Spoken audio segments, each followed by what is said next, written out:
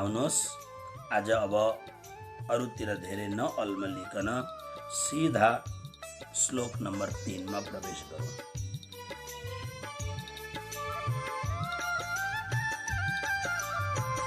मनुष्य मात्रको कल्याण कसरी हुन्छ, मनुष्यको उद्धार कसरी हुन्छ, यसका लागि अब भगवान प्रकट गर्दै हुनुहुन्छ वचन। पहिले श्लोकको पाठ गरौँ। यो मामजमनादिं च वेत्ति लोकमहेश्वरम् असम्मूढ समरतेषु सर्वपापैः प्रमुच्यते। पदच्छेद। यह माम अजम अनादिम च वेत्ति लोकमहेश्वरम असम्मूढ़। त्यो फोन बंद गर त। हेलो, फोन बंद गर। असम्मूढ़ समर्तेषु सर्व पापैः प्रमुच्यते।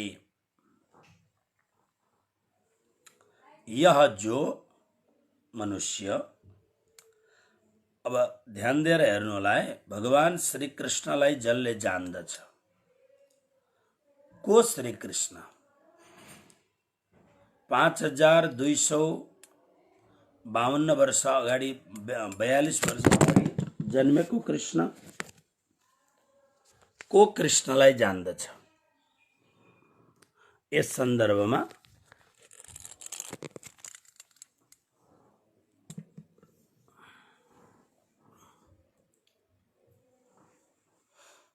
यसलाई राम्ररी हेरौँ। यहाँ जो श्री कृष्णको स्वरूपको वर्णन गरेको छ, यसलाई हेर्नुहोस्। यह जो व्यक्ति माम, म श्री कृष्णलाई, अजम, कहिल्यै नजन्मिने, अनादिम, अनादिमको अर्थ हो जसको आदि र अन्त छैन। जस्तो हामी आदि नारायण भन्छौँ नि, लोकमा प्रचलित भाषामा जस्तो नेपालीको लागि आदि कवि भानुभक्त भन्छौँ हामी। भारतमा आदि कवि वाल्मीकिलाई लिइन्छ। आदि भनेको प्रारम्भको, पहिलो प्रारम्भ गर्ने व्यक्ति। अन्त, जसको आदि हुन्छ उसको अन्त हुन्छ। जो चढ्दछ त्यो उत्रिन्छ। तसर्थ यहाँ लेखेको छ अनादिम। त्यसकारण त हामी श्री कृष्णलाई के भन्छौँ? अनादि अक्षरातीत श्री कृष्ण। श्री कृष्ण त स्वयं श्री कृष्ण हुँदै हुनुहुन्छ, विशेषण रहित, निरुपाधि हुनुहुन्छ। तर श्री कृष्ण भन्दा,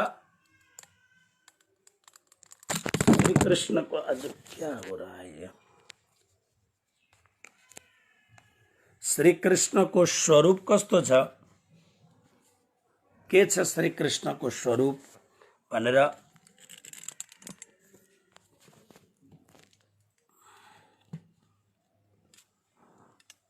श्रेयांशी बहुविज्ञानी।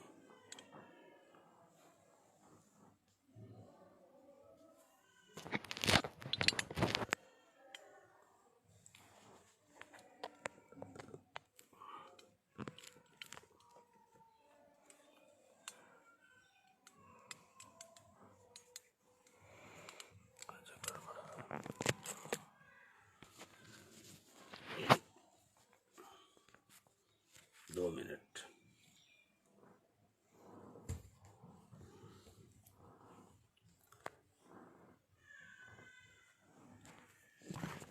जरा सा ध्यान देना। कृष्ण गोविंद गोविंद गोपाला, राधे गोविंद गोविंद गोपाला, कृष्ण गोविंद गोविंद गोपाला।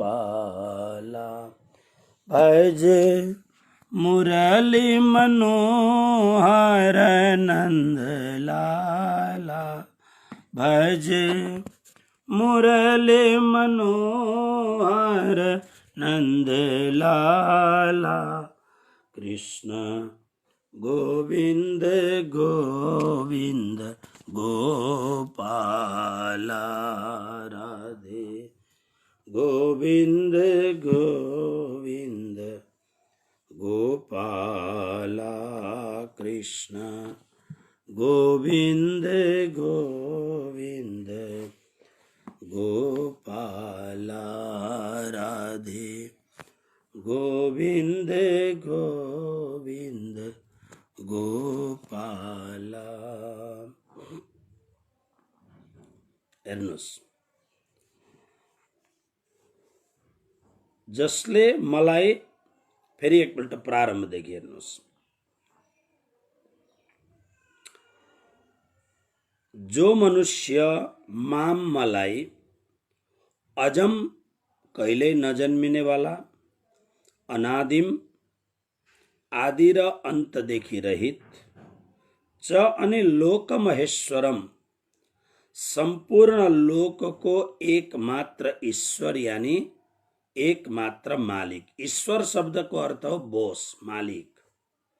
जो ऊ भन्दा कोही पनि, ईश्वर शब्दको अर्थ हो मालिक।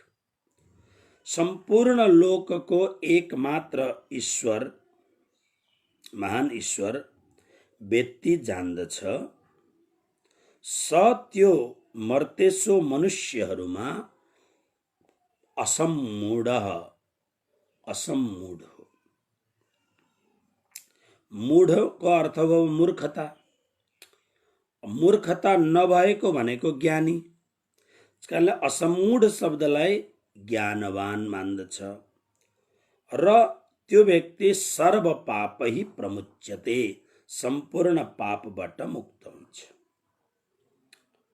फेरि एकपल्ट हेर्नु, अब यसलाई राम्ररी व्याख्या गरेर हामी सुनौँ। भगवान भन्नुहुन्छ कि ती व्यक्तिहरूमा उनीहरूको निश्चित कल्याण हुन्छ। कसको भन्दा, जुन मैले हजुरहरूलाई श्लोक सुनाए महाभारतको, कि अर्जुन अब म तिमीलाई अस्तिको जस्तै त्यही कुरो दोहोऱ्याएर भन्न सक्दिनँ। काहीँ तलमाथिका कुराहरू तिमीलाई सम्झाउँ अथवा तिम्रा कुनै प्रश्न छन् भने त्यो प्रश्नको समाधान गरौँ, यो सम्भव छ।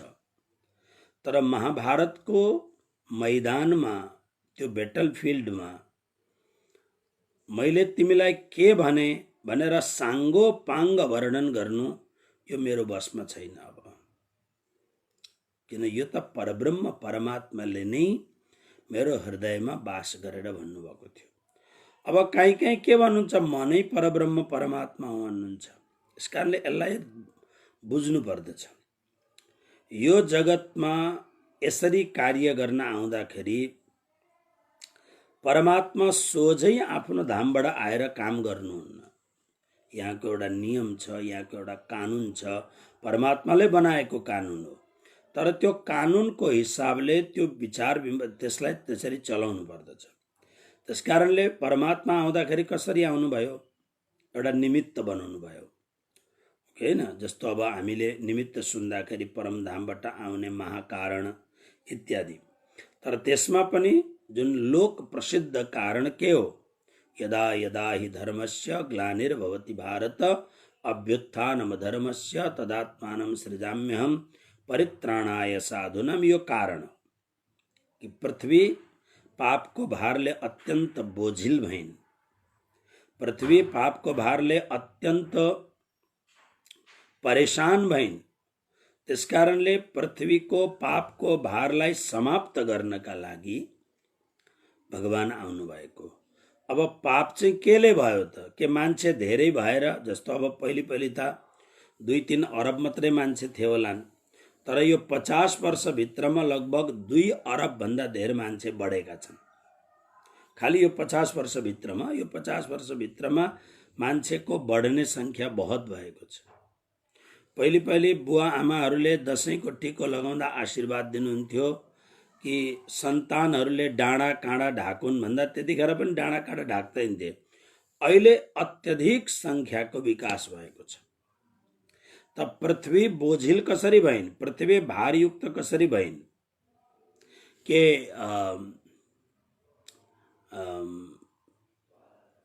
मान्छेहरू धेर भएर अथवा केले भइन् त भन्दाखेरि पृथ्वीमा यस्तो खालको भारले कहिले पनि पृथ्वीलाई तकलिफ हुँदैन। पृथ्वीलाई तकलिफ हुन्छ यो संसारमा जब साधु पुरुषहरू रहँदैनन्। साधु पुरुष भन्नाले राम्ररी विचार गर्नुहोला, यहाँ साधुको चिन्ह विशेषको साधुलाई भनेको होइन नि, कपडा विशेषको साधुलाई भनेको होइन, चिन्ह विशेषको साधुलाई भनेको होइन। साधुको अर्थ के हुन्छ भन्दा एउटा साधु शब्दको अर्थ हो सरलता, जो सरल छ। साधुहरूको जीवनमा एउटा सबैभन्दा सजिलो कुरो सरलता। अब त्यो पाउन बडा गाह्रो छ, किनभने आजको जमाना ढोङको जमाना भयो, पाखण्डको जमाना भयो, बनावटी जमाना छ। त्यसले गर्दाखेरि तपाईँ संसारमा तपाईँले जानेका मानेका जति ठुला साधु तपाईँ देख्नुहुन्छ त्यति असजिला हुन्छन्, अप्ठ्यारा हुन्छन्। किनभने समाजमा आफ्नो रुतबा बनाउनका लागि, समाजमा आफ्नो प्रभाव बनाउनका लागि, एउटा बन्देजमा भेट्न पनि चाँडो नपाउने, यी अनेक प्रकारका अनि एकदम असजिलो भएर असहज भएर मान्छेहरू बस्दछन्। जस्तो मन्त्रीहरूलाई भेट गर्न गए जस्तो सोधेर एपोइन्टमेन्ट लिएर मैले देखेको। गुरुजी मङ्गलदासजी महाराजको चरणमा धेरै वर्ष बसेँ। आजको मूल्याङ्कनमा यो लगभग 200 वर्षको भित्रमा सायद नै गुरुजी मङ्गलदासजी जस्तो कोही साधु पुरुष भयो होला। किनभने हाम्रो संस्कार कस्तो छ भन्दा एक त हिन्दू संस्कार, सनातन धर्मी संस्कार, यसमा पनि सांप्रदायिक संस्कारहरू कस्तो छ भन्दा लगभग जबसम्म मान्छे बाँच्दछ तबसम्म त्यसको कदर कसैले गर्दैन। कदर पत्र जरुर बाँडिन्छ तर कदर कसैले गर्दैन। बरु सम्भव हुन्छ भने गोडा तानेर झार्ने काम जरुर गरिन्छ। अनि जब मान्छे मर्छ, मरेपछि अनि त्यहाँबाट त्यसको व्याख्या प्रशंसा हुन थाल्दछ। हिजो अस्ति भर्खर श्रीकृष्ण प्रणामी धर्मको एउटा विशिष्टतम सद्गृहस्थ साधु विद्वान हिजो अस्ति भर्खर धाम चल्नुभयो। हिजो मात्रै दिल्लीबाट तयार गरिएको नेटको माध्यमबाट श्रद्धाञ्जली सभा राखेको थियो। 85 वर्षको उमेरमा डाक्टर बुद्धि प्रकाश वाजपेयी, बडो नाम, इंग्लिश र हिन्दीको अपूर्व विद्वान। उसको इंग्लिश विदेशीहरूले, विदेशी भन्नाले इंग्लिश जान्ने मात्रै होइन, विदेशकाले इंग्लिश त जहाँ इंग्लिश बोलिन्छ त्यहाँ त इंग्लिश त त्यसै जान्दछन्। किनभने हाम्रो गाउँ घरमा नपढेको मान्छेले नेपाली बोले जस्तै उनीहरूले इंग्लिश बोल्नु भनेको, उनीहरूले इंग्लिश बोल्दछन् भनेर स्कलर हुन् भन्ने कुरो होइन। विदेशका बडा ठुला स्कलरहरू पनि, विद्वानहरू पनि, जसको वेदान्तीय भाषण, दार्शनिक लेक्चरहरू, भाषणहरू सुन्दथे, यस्ता डाक्टर बुद्धि प्रकाश वाजपेयीजी अस्ति धाम चल्नुभयो 85 वर्षको उमेरमा।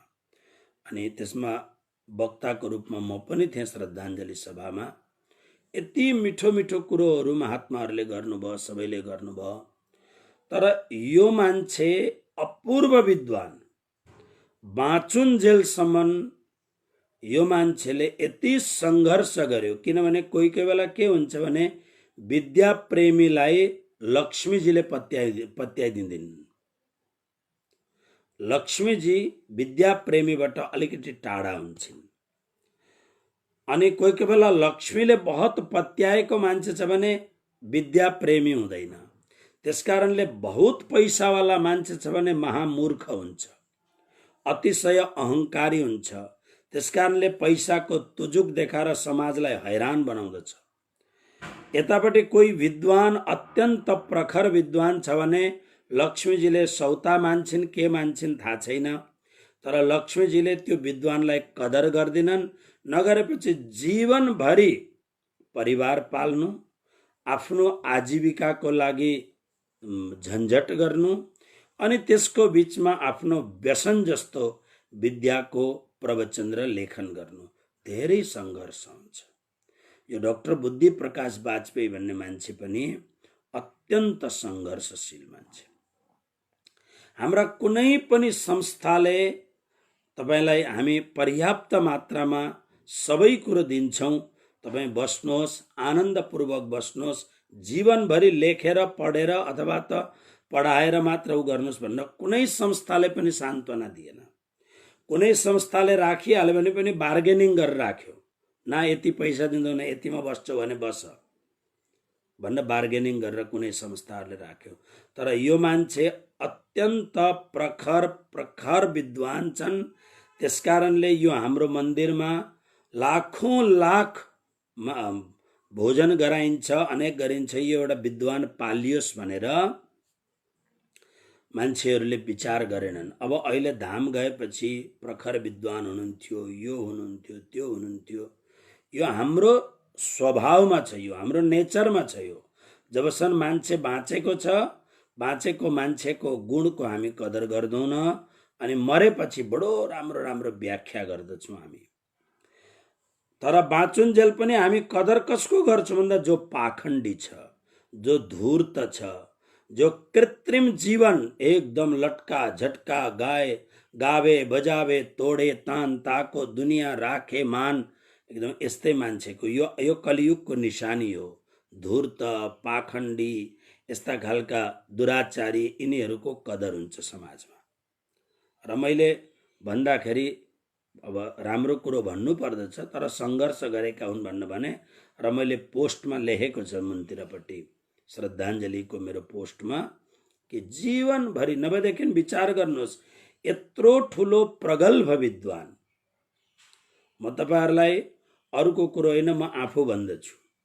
म जब बनारसबाट मैले थुप्रो ठाउँ पढेपछि एकदम प्रखर तेजस्वी विद्यार्थी पुरा गरेर जब विद्याहरू अत्यन्त उपस्थित थिए, त्यतिखेर समाजमा बसेका समाजका ठेकेदारहरूलाई मलाई कहीँको महन्त हुनु छैन, मलाई खाली विद्याको काम गर्नु छ, विद्यालय सञ्चालन गर्दछु, पढाउँछु मात्र। भोजन त विद्या आश्रममा मिलिहाल्छ, आश्रममा बसेको मान्छे।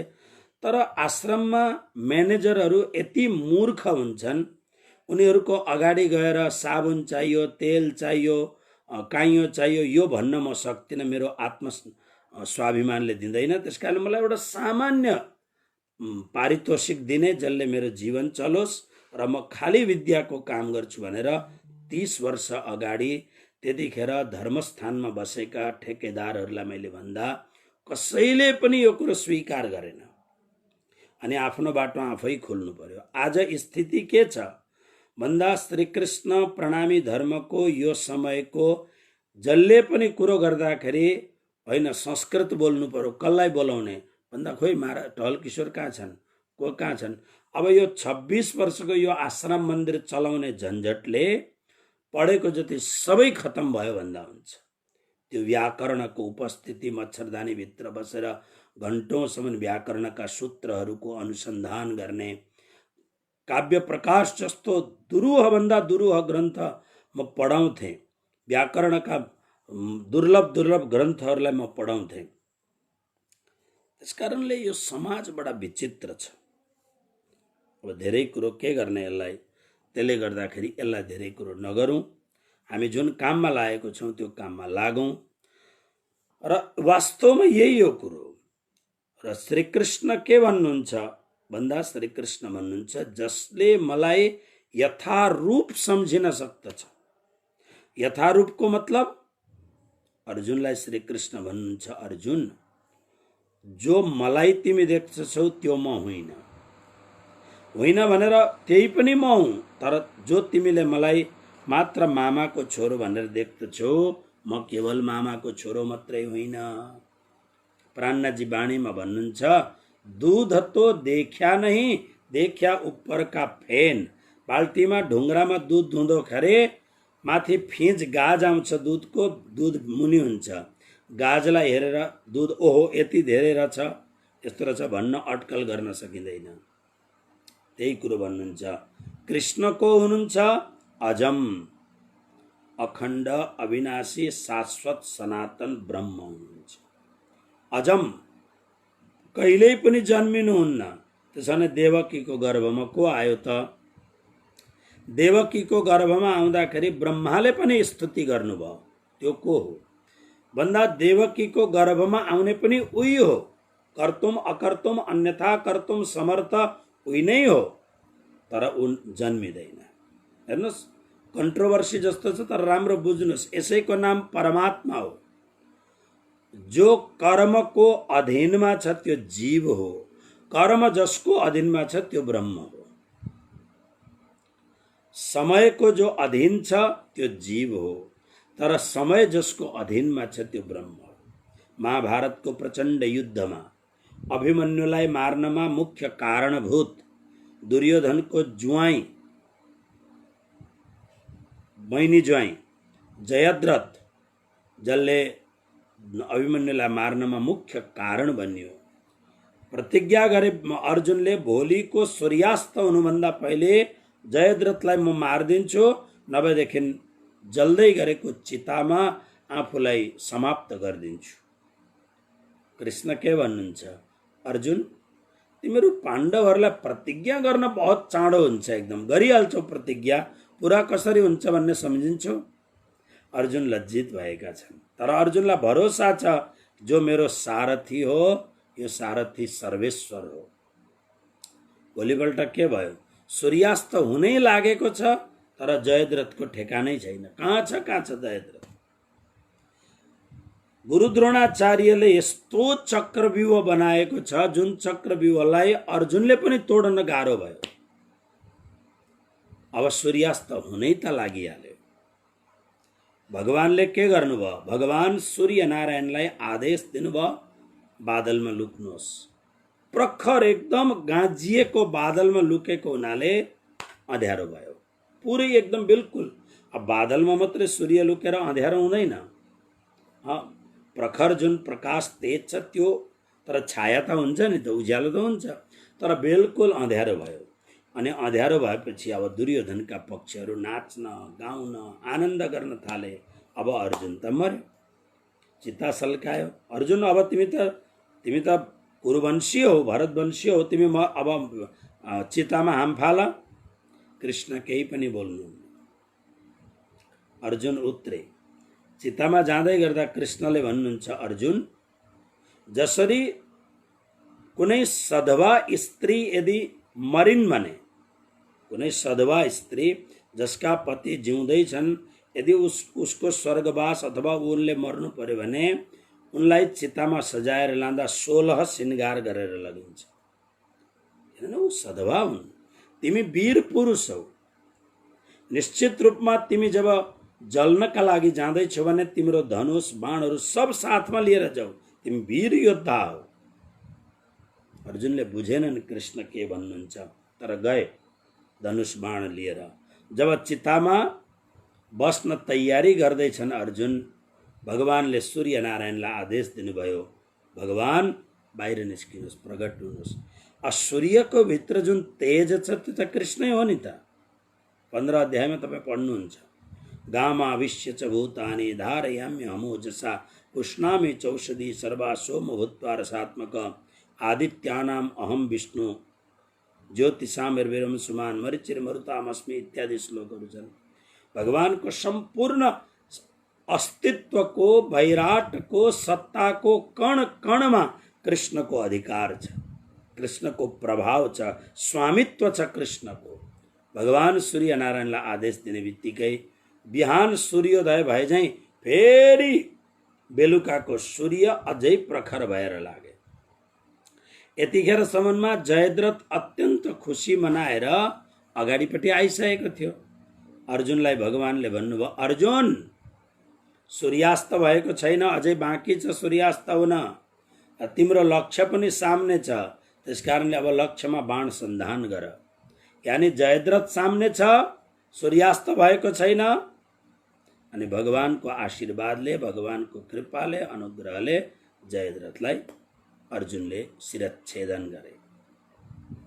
यसको मतलब के हो भन्दा सर्वलोक महेश्वरम, सम्पूर्ण सत्ताको कण कणमा परमात्मा व्यापक हुनुहुन्छ। यस्तो जसले जान्दछ त्यो सम्पूर्ण मर्तेषु असम्मूढ शब्द हेर्नुहोस्। सम्पूर्ण मर्त्य भनेको शब्द, मर्त्य भनेको मान्छे हो नि। मान्छे किन मर्त्य भयो भन्दा मरणशील छ, आज छ भोलि रहँदैन, त्यसकारणले मर्तेषु, मर्तेषु भनेको मान्छेहरूमा ऊ को हो, असम्मूढ भनेको परम ज्ञानी हो। प्राणनाथजीले वाणीमा बडा गजबको एउटा कुरो गर्नुभयो। वाणीमा गजब कुरो गर्नुभएको छ। वाणीमा एउटा प्रसङ्ग ल्याएर प्राणनाथजीले भन्नुभएको छ कि संसारमा कुबुद्धिवाला को हो र सुबुद्धिवाला को हो। रामचरितमानसमा पनि यस्तै कुरो छ, तर अलिकति अर्को सन्दर्भमा छ। रामचरितमानसमा छ, जहाँ सुमति तहाँ सम्पत्ति नाना। जहाँ सुमति छ, राम्रो बुद्धि छ, त्यहाँ सम्पत्ति हुन्छ। जहाँ कुमति तहाँ विपद निधाना। जहाँ कुमति हुन्छ त्यहाँ नाना प्रकारका विपत्तिहरू आउँदछन्। त्यहाँ तर प्राणनाथजी के भन्नुहुन्छ, ओहो, प्राणनाथजीको लेक्चर सुन्नुहोस्। संसारमा कुबुद्धिवाला को हो, कुमतिवाला को हो भन्दा म चौपाई सुनाउँछु हजुरलाई। बिना श्रीकृष्ण जेति मत, बिना श्रीकृष्ण, श्रीकृष्ण बिना, श्रीकृष्णदेखि रहित भएको जेति मत, जति पनि बुद्धि छ, सो तो सबै जानिए कुमत। त्यो सबै कुमतिवाला हो, त्यो सबै कुमति हो। यहाँभन्दा ठुलो प्रमाण अरू के चाहियो? कृष्ण प्रणामी परम कृष्ण भक्त हुन् भनेर हुन त प्रमाण दिने जरुरतै छैन।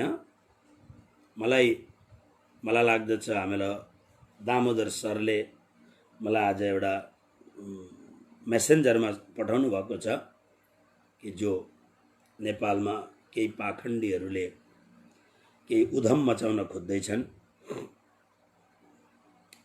यी पाखण्डीहरू बडा विचित्र छन्। यी नमक हराम हुन्। पहिलाम्पेली कृष्ण प्रणामी मन्दिरमा बसेर वर्षौंसम्म बसेर विद्या पढे, भात खाए, तर भात खाए तापनि जिस थाली में खाते हैं उसी थाली को छेद करते हैं भने जस्तो यी नमक हरामहरू अब अहिले गएर आफ्नो ब्राह्मणपन, ब्राह्मणगिरी देखाउँदैछ।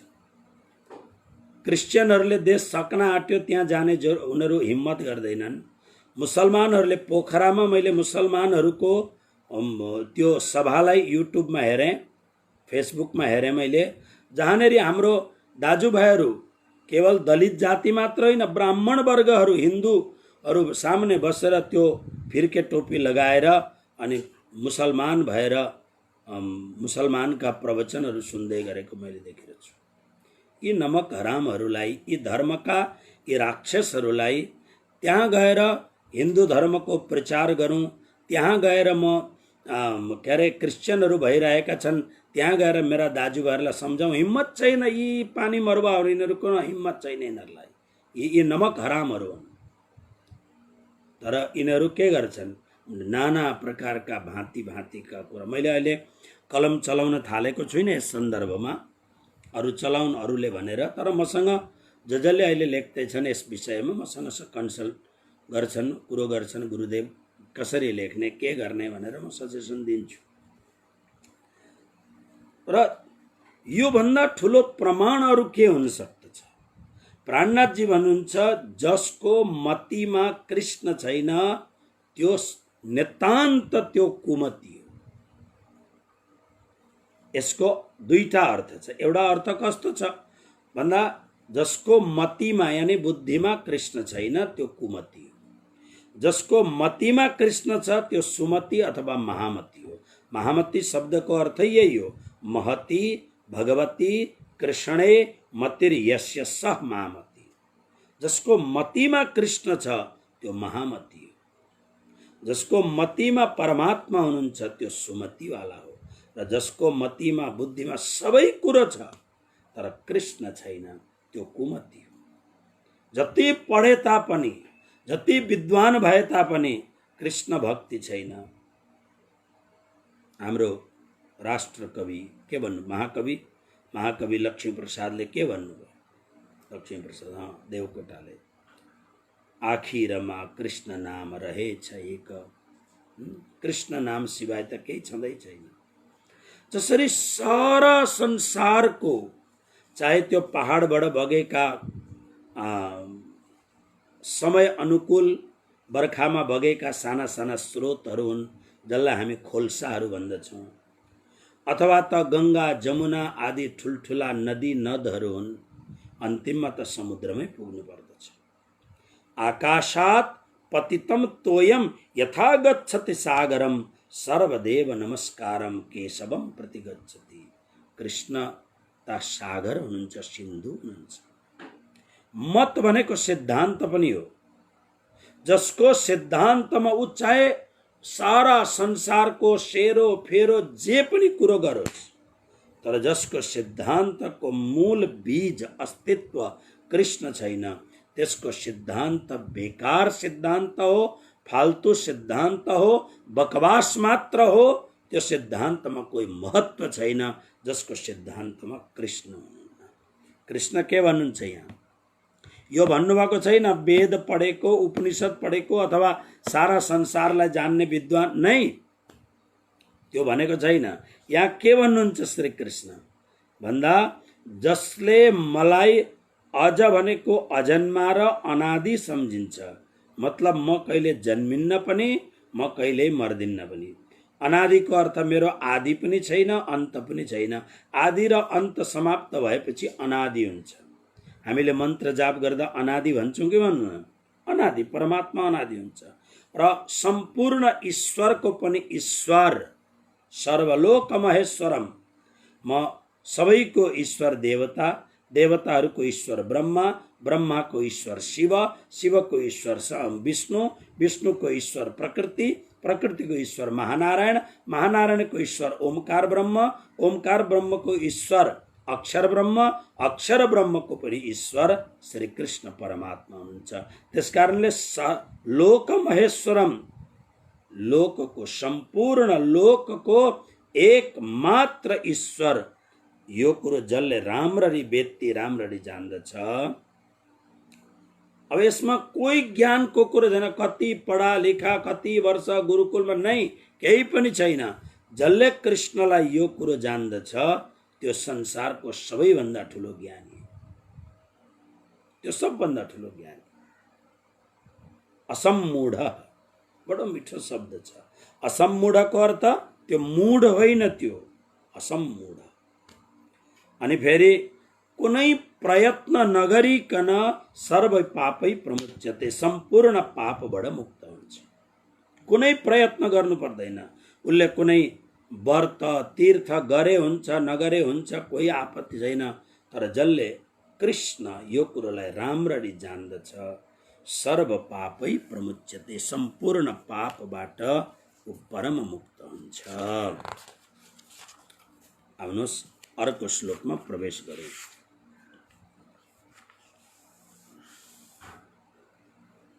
अब पहिलो श्लोक पनि एकपल्ट हेर्नुहोस्। पहिलो श्लोकको अर्थ विशेष गरेर भन्दै हुन्छ।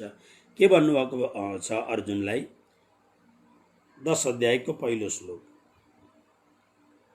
हे महाबाहु अर्जुन, तिमी मेरो अत्यन्त प्रिय छौ, मसँग अतिशय प्रेम गर्दछौ, तसर्थ तिम्रो हितको लागि र संसारको हितको लागि म परमम वचः, अत्यन्त श्रेष्ठ, जीवनको परम कल्याण गर्ने वचः वाक्यहरूलाई भन्दछु, म वचनलाई भन्दछु।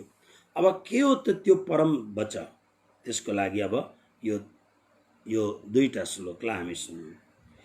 बुद्धिर्ज्ञानमसम्मोह क्षमा सत्वं सत्यं दमः समः सुखं दुःखं भवो भावो भयं चाभयमेव च अहिंसा सत्य समता तुष्टिस्तपोदानं यशो यशः भवन्ति भावा भूतानां मत्त एव पृथक विधा। अब यसमा पदच्छेद गर्ने जस्तो धेरै छैन, सिधै अर्थमा लान्छु म। ध्यान दिएर सुन्नु होला। 20 वटा कुरा छन् यहाँनिर। बुद्धि ज्ञानम ज्ञान, असम्मोह असम्मूढता, क्षमा सत्य दम शम अनि सुख दुःख, भव भनेको उत्पन्न गर्नु, अभाव भनेको प्रलय गर्नु, भयम भय अभयम निर्भय, अहिंसा समता तुष्टि तप दान यश अयश भूतानां पृथक विधाः, प्राणीहरूका अनेक प्रकारका अलग अलग भावहरूलाई। यो संख्या जुन अहिले भन्यो यो प्राणी भित्र रहने भाव हुन्। कुनै स्थायी भाव हुन्, कुनै अस्थायी भाव हुन्। साहित्य जगतमा स्थायी भाव र अस्थायी भावको कुरो हुन्छ र यस्तो खालको प्राणीहरूको भित्र रहेका अलग अलग भावहरूलाई यी के हुन् त? पृथक विधाः भाव। पृथक विधा भनेको अलग अलग रहेका भावाः भावहरूलाई मत्त एव भवन्ति। अर्जुन यो सम्झ, मबाट नै हुन्छन्। माने अर्थ के हो भने प्राणी मात्रमा यी 20 वटा जुन कुराहरू अहिले भनियो यी सबै परमात्माबाट नै प्रकट हुन्छन्, यानी परमात्माकै यी विभूतिहरू हुन्। यस्तो सम्झिनुपर्छ। अलिकति यसका लागि गौरले विचार गरौँ। बुद्धि भनेको के हो? अब बुद्धि भनेको त सबैलाई थाहै छ, हजुरहरू एकदम बुद्धिमान हुनुहुन्छ। बुद्धि के हो? कुनै पनि उद्देश्यलाई लिएर त्यो उद्देश्यका लागि निश्चय गर्ने जुन हाम्रो भित्र एउटा शक्ति हुन्छ जसलाई वृत्ति भनिन्छ, हो यो वृत्तिको नाम हो बुद्धि। बुद्धिका थुप्रो नाम छन् अमरकोशमा। बुद्धिर मनीषा धिषणा धी प्रज्ञा सेमुषी मति इत्यादि नामहरू छन्। यसमा जुन बुद्धि नाम गरेको जुन तत्त्व हो त्यो के हो त भन्दा हामीले लक्ष्य कुनै पनि उद्देश्य लियौँ र अब त्यो उद्देश्य एउटा मनमा उद्देश्य प्राप्त गर्यौँ कि जस्तो अस्ति श्रावण महिना थियो। श्रावण महिनाको 1 महिनासम्म म 1 छाक भोजन गर्दछु। भोजन जो हो त्यो 1 छाक मात्रै गर्दछु र 1 महिनासम्म म आफूलाई अत्यन्त संयमित बनाएर प्रत्येक दिन यति 1000 मालाको जप गर्दछु। यसको नाम के हो भन्दा यसको नाम हो उद्देश्य भयो। अब उद्देश्यलाई इम्प्लिमेन्ट गर्नु पर्यो नि त। त्यो इम्प्लिमेन्ट गर्नका लागि एकदम निश्चयात्मक बुद्धि हुनुपर्दछ। गरेरै छोड्छु, यसको नाम हो बुद्धि। ज्ञान केलाई भन्ने? दोस्रो नम्बरमा छ ज्ञानम। ज्ञानको अर्थ हो सार के हो असार के हो। ग्राह्य भनेको लिनुपर्ने कुरो के हो, अग्राह्य फ्याँक्नु पर्ने कुरो के हो, नित्य के हो अनित्य के हो, सत्य के हो असत्य के हो, उचित कुरो के हो अनुचित कुरो के हो, कर्तव्य गर्नुपर्ने काम कर्तव्य के हो र नगर्नुपर्ने अकर्तव्य के हो। यो कुरो राम्ररी जसले जान्दछ यसको मतलब ऊ ज्ञानी छ।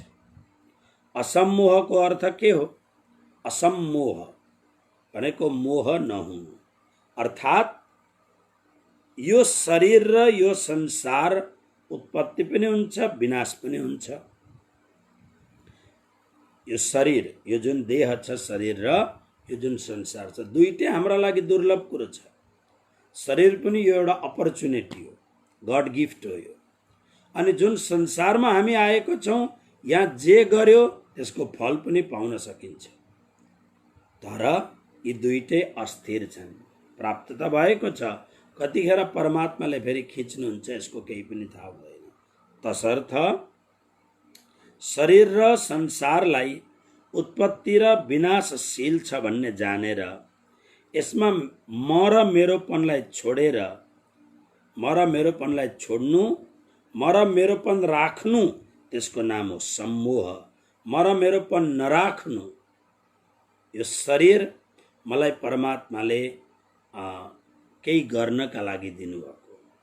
जस्तो कोही कोही बेला हामी भाडाको गाडी लिएर हामी यात्रा गर्न निस्किन्छौँ नि, 1 महिनाको लागि 15 दिनको लागि हामी वृन्दावन गयौँ, हरिद्वार गयौँ, बद्रीनाथ धाम गयौँ, केदारनाथ धाम गयौँ, द्वारका धाम गयौँ, कहीँ पनि भद्रावतीपुरी धाममा आयौँ भाडाको गाडी गरेर, पछि त छोडिदिनु पर्दछ। त्यस्तै यो संसार धर्मशाला हो र शरीर गाडी जस्तो हो। पाएको छ तर यो भाडाको हो। यसको मालिक पञ्चायत हो। पञ्चायत भनेको आकाश, वायु, अग्नि, जल, पृथ्वी 5 वटा यसका मालिक हुन्, शरीरका मालिक हुन्। यी पञ्चायतलाई वापस दिनु पर्दछ। त्यसकारणले हरियाणी भजनमा भन्छन्, पञ्चायती धर्मशाला क्यों करता झूठी मेर है। यो त पञ्चायतको धर्मशाला हो, यसलाई किन अहङ्कार गर्ने। यसप्रति म र मेरोपन जो हुन्छ, म भनेको म संसार शरीरबाट, मेरो भन्नाले यो पैसा मेरो, यो जमिन मेरो, यो पत्नी मेरी, यो पति मेरो, यो छोराछोरी मेरा, यो संसार, यो जुन म र मेरोपन हुन्छ यसको नाम हो सम्मोह। र गीतामा हामीले सुनेर आयौँ, सम्मोहात स्मृति विभ्रम। सम्मोहनले के गर्छ भने हाम्रो जुन स्मृतिको असली ताकत जुन हो स्मृतिको, त्यसलाई हरण गरिदिन्छ। अनि स्मृतिको हरण के भएपछि के हुन्छ? बुद्धिनाश, बुद्धिनाश हुन्छ। बुद्धिनाश भएपछि के हुन्छ? प्रणश्यति, त्यसको निश्चित रूपमा नाश हुन्छ। त्यसकारणले असम्मोहको अर्थ हो म र मेरोपनदेखि मुक्त हुनु। म नभन्नाले कसैले थुतेर थोडी लगिदिन्छ हामीलाई। मेरो होइन भनेर यो त परमात्माको कृपाले मैले पाएको भनेपछि कसैले थुतेर थोडी लगिदिन्छ। तसर्थ असम्मोह त्यसलाई भन्नु।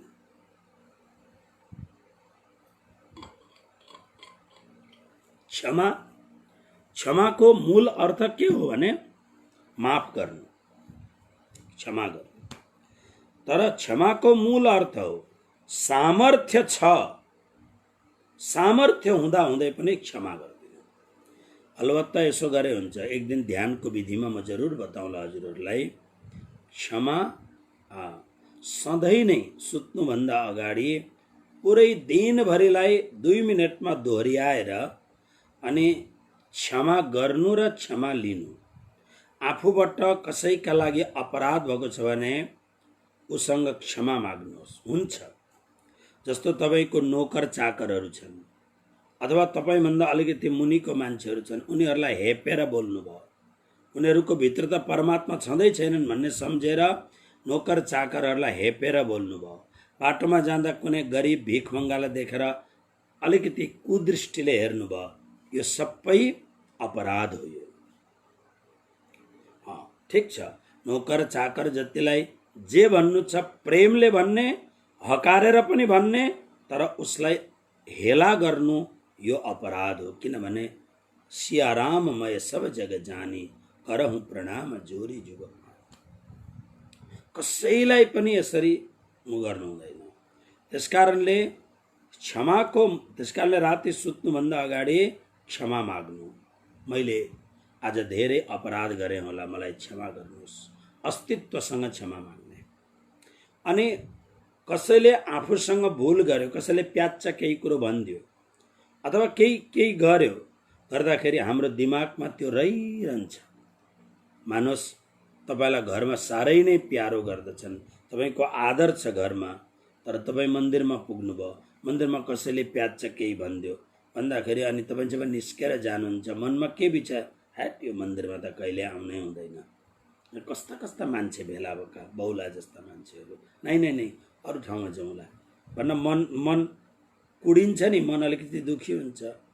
अनि दुखी भएपछि यो दुखले के गर्छ भन्दा तपाईँलाई 2-4 दिन यसले सुत्न दिँदैन, खान दिँदैन, बस्न दिँदैन, बार बार यसले दिमागलाई हल्लाइदिन्छ।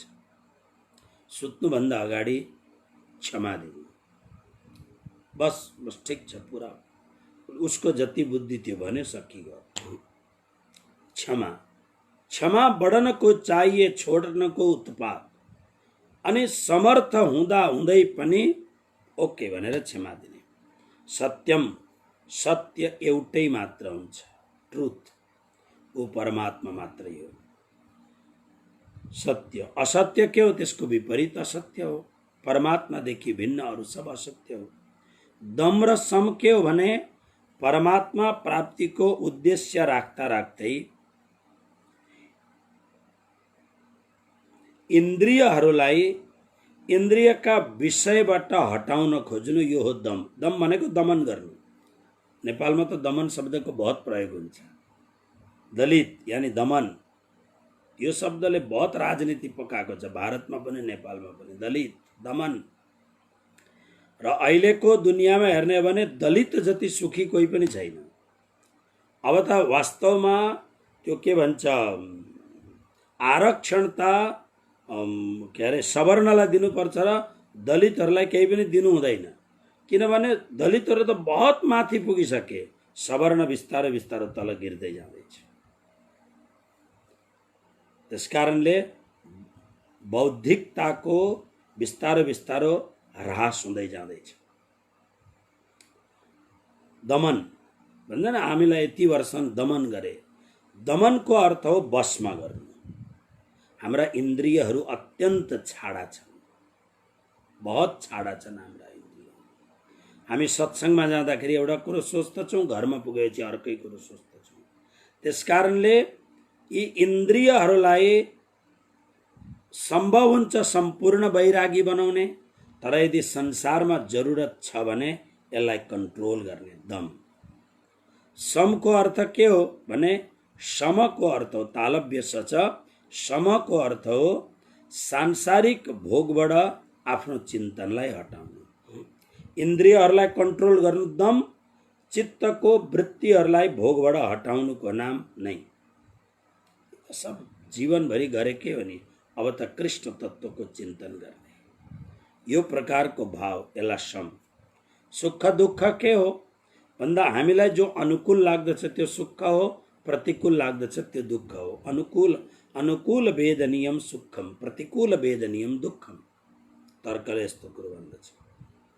जस्तो अहिले गर्मीको बेला छ, चिसो चिसो हावा लाग्दछ, बडा आनन्द आउँदछ।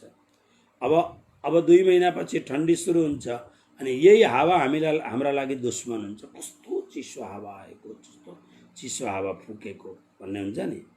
सुख दुःख भनेको मनको अनुकूललाई सुख, मनको प्रतिकूललाई दुःख। भय र अभय के हो? भय के हो?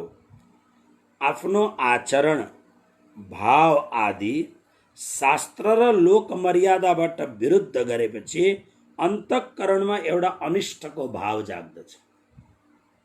हमेशा तपाईँ हेर्नुहोस्, कुनै पनि यस्ता खालका कुराहरू, जस्तो कर्मचारीहरूले घुस लिने कुरा भयो, यसरी नै आफ्नो पोजिसनको हिसाबले काम नगर्नु, हैन। धेरैवटा काम गर्दा अरे कसैले देखेको पो छ कि, कसैले देख्दै पो छ कि, मनमा डर छ नि।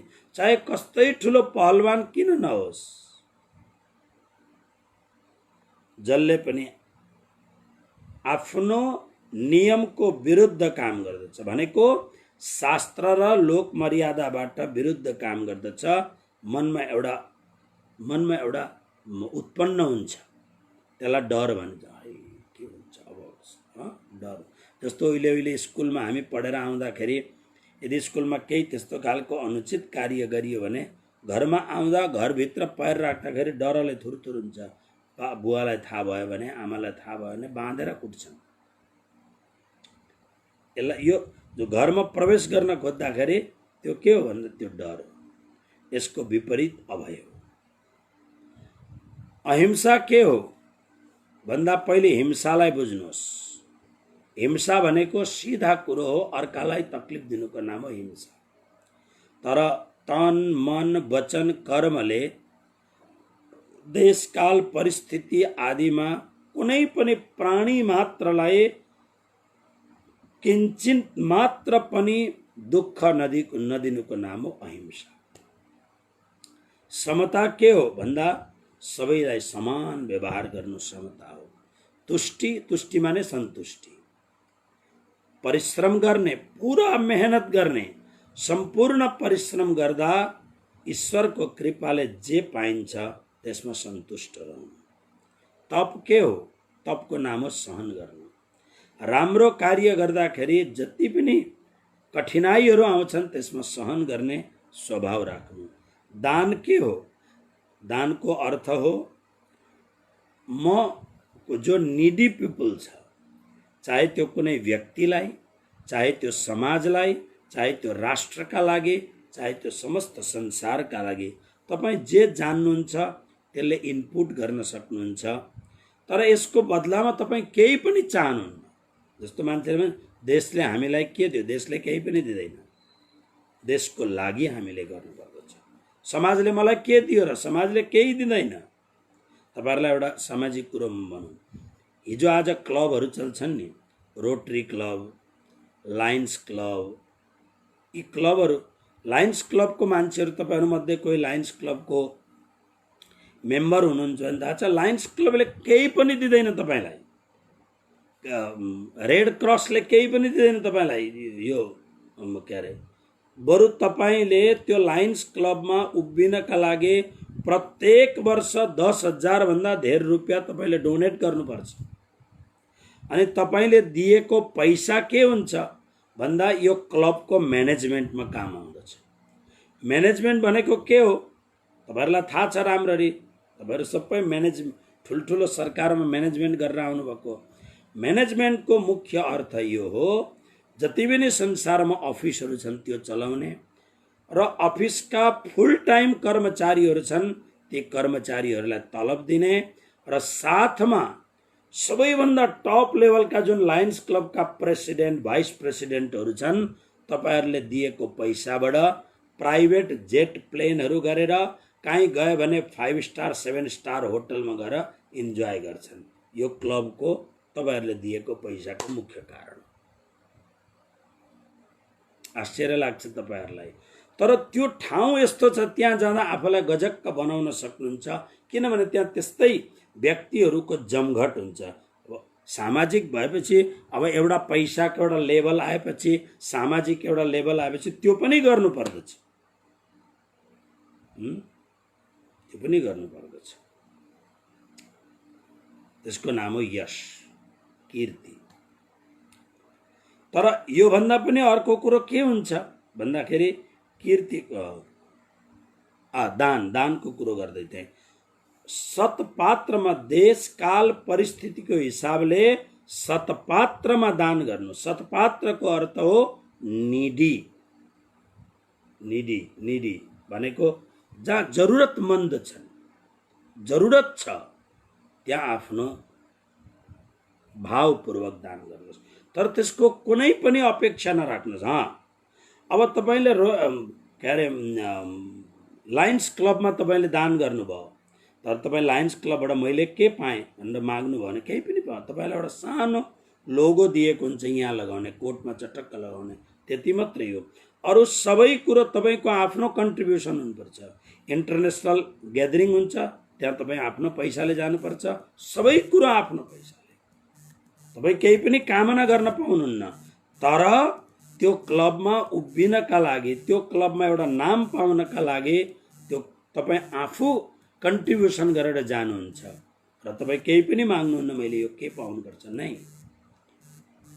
यसरी नै दान गर्दाखेरि जहाँ जरुरत छ त्यहाँ दान गर्नुहोस्, तर यसको प्रत्युपकार कामना नगर्नु। यश र अपयश, यश अयश यो के हो? यश भनेको मनुष्यले आफ्नो पवित्र आचरणद्वारा, पवित्र भावद्वारा, भावका र पवित्र गुणहरूद्वारा संसारमा जे प्रसिद्धि हुन्छ त्यसको नाम हो यश। हेर्नुहोस्, मूल यशको कुरो चाहिँ यही हो नि। पौराणिक मूल जुन शास्त्रीय जुन वास्तविक यश यस्तै हुन्छ। के हुन्छ? मनुष्यको राम्रो आचरण, भाव राम्रो। दुनियाँले जे गर्छन् गर्न दिनुहोस्, तर आफ्नो भावलाई दूषित हुन नदिने। अर्काले नेपालीमा एउटा भनाइ छ, भन्न हुन्छ हुँदैन थाहा छैन। कतिवटा नेपालीको पारिभाषिक शब्दको म अर्थ जान्दिनँ, तर सुनेको हुनाले आइरहन्छ। कुकुरले खुट्टो टोको भनेर कुकुरकै खुट्टो टोक्न जाइँदैन नि त। मतलब कुकुरले खुट्टो टोक्यो, अब इन्जेक्सन लगाउने, तर कुकुरलाई टोक्न जाइँदैन। अब त्यसलाई जसले जे गर्छ गरोस्। मतलब भन्नुको अर्थ के छ भने संसारमा तपाईलाई मन नपराउने मान्छे थुप्रो छन्, तपाईका एनिमिजहरू बहुत छन्, शत्रुहरू बहुत छन्। जरुरी छैन तपाईलाई सबैले मन पराउन्, जरुरी छैन तपाईका कुरा सबैलाई राम्रो लागुन्। त्यसकारणले प्रतिकार आउन सक्दछ, तर आफ्नो भावलाई कहिल्यै पनि बिगार्नु हुँदैन।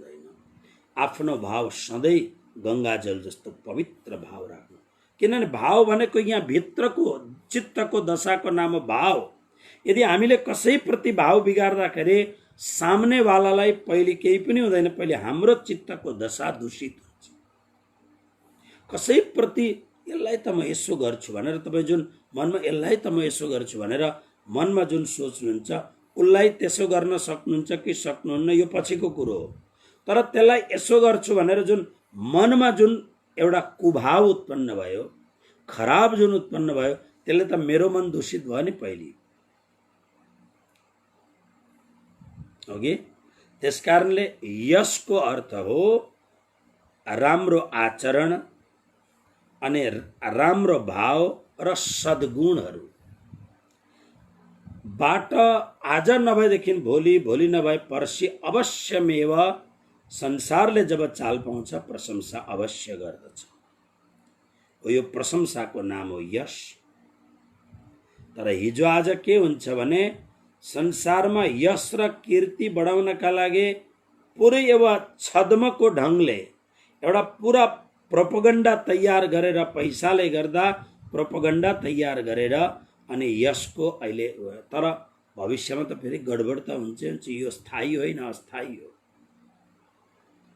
तर हिजो आजको जमाना यस्तो खालको छ, किनभने टेलिभिजनको जमाना छ, यो के छ, मिडियाको जमाना छ, इलेक्ट्रोनिक मिडियाको, सोसियल मिडियाको जमाना छ। त्यसकारण यसमा जति प्रचार गर्न सक्यो। हिजो अस्ति न्युजमा आइरहेको थियो, लगभग 15-1 दिन भयो होला, धेरै दिन भयो न्युज सुनेको रहन्छ। 15-1 दिन अगाडि पन्जाबको होला कि भारतकै कुरो हो, कुनै एउटा मान्छे, एउटा गायकले आफ्नो गीतमा धेरैभन्दा धेरै भ्युवर्स बनाउनका लागि 70 लाख रुपियाँ खर्च गरेछ। सोसियल मिडियामा हिजो आज यस्ता डाका तयार भएका छन् जसले सोसियल मिडियाको डेटालाई चोरेर अनि यसरी पैसा लिएर अनि सबैतिर अहिले बार बार यो कुरो आइरहेछ, चाइनाले डेटा चोर्छ, चाइनाले डेटा चोरिरहेछ भन्न भारतले लगभग थुप्रो एपहरू, चाइनाबाट सञ्चालित एपहरूलाई टोटल बन्द गरिदियो। जसो टिकटकहरू भारतमा छैन। त्यसले गर्दाखेरि मान्छेहरूले यसरी गर्दछन्। त्यो मान्छेले 70 सरकारले त्यो मान्छेलाई पक्डिसकेको छ, कारबाही सुरु भइसकेको छ, किन यो अनैतिक काम हो, यो देशद्रोही काम हो। डेटा, अर्काको डेटा चोर्ने, डेटा कलेक्सन गर्ने इत्यादि कुराहरू। भन्नुको अर्थ के छ, मान्छे आफ्नो भावलाई बढाउनको लागि, आफ्नो यशलाई बढाउनको लागि पैसा खर्च गरेर आयोजना राम्रो गर्यो भने भइहाल्छ।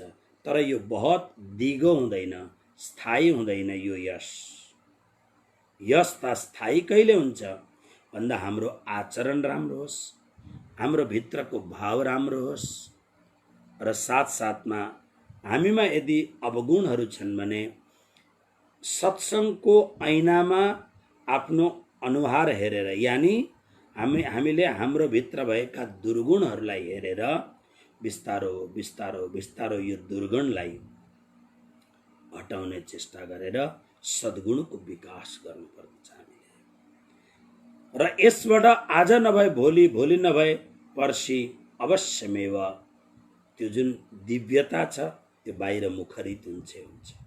यसको विपरीतलाई अपयश भनिन्छ, अयश भनिन्छ। यी 20वटा जुन मान्छे भित्रका जुन यी 20वटा भावहरू हुन्, अलग अलग भाव हुन्, कृष्ण भन्नुहुन्छ यो मबाट नै प्रकट हुन्छ। त्यसो भने हामीभित्र नराम्रो भाव किन आउँछ त भन्दा भगवान के भन्नुहुन्छ, म त सबैमा यो ट्रान्समिटर जोडिदिन्छु, त्यसको कस्तो कति उपयोग गर्ने उसले जान्नु पर्दछ। म कन्ट्रोल गर्दिनँ त्यसको लागि, म उसलाई सबैलाई यो के भन्छ त्यसलाई, यो रेडियो तरङ्गहरूलाई सबैका भित्र जोडिदिन्छु। अब त्यो रेडियो तरङ्गलाई कस्तो युज गर्नु छ, के गर्नु छ त्यो उसले जान्नुपर्छ। यसरी चौथो र पाँचौं श्लोक भगवानले यहाँ अत्यन्त भावपूर्वक भन्नुभएको छ। आजको कृष्ण कन्हैया लाल की जय।